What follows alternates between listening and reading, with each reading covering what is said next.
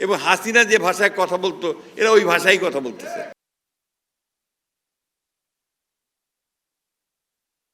আমাদের একটা বিরোধী দল আছে, এই বিরোধী দল দুর্ভাগ্যক্রমে তারা আবার সে আগের মতোই ভূমিকা পালন করতে শুরু করেছেন এবং হাসিনা যে ভাষায় কথা বলতো এরা ওই ভাষায় কথা বলতেছে।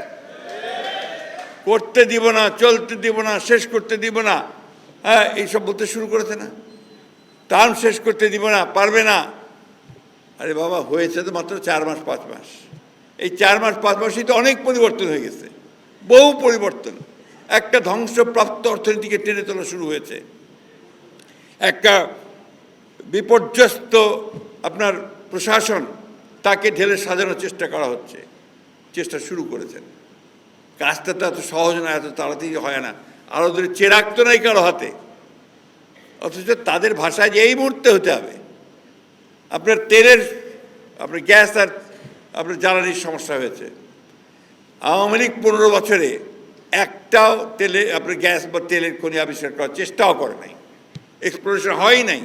আমাদের একটা প্রতিষ্ঠান আছে বাপেক্স, যেই বাপেক্সকে দিয়ে আমরা এই গ্যাস বা তেল আহরণ করার চেষ্টা করি, খোঁজার চেষ্টা করি, কূপ খনন করে। সেটা তারা একদম পঙ্গু করে রেখে দিয়েছিল, সেটাকে আবার চালু করা হয়েছে।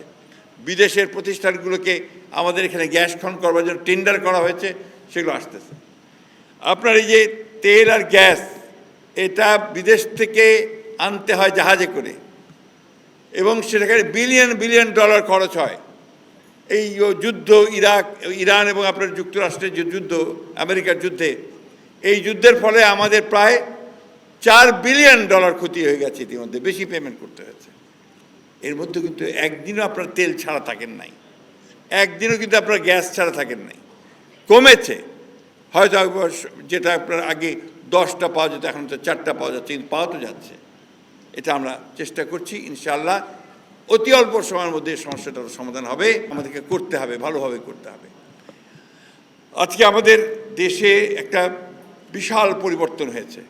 প্রায় 15-16 বছরের একটা ভয়াবহ একটা একদলীয় শাসন ব্যবস্থাই বলি, ফ্যাসিজম বলি, স্বৈরাচার বলি, যাই বলি না কেন, অত্যাচার নির্যাতনের পরে একটা সুযোগ সৃষ্টি হয়েছে, একটা দম ফেলার সুযোগ হয়েছে।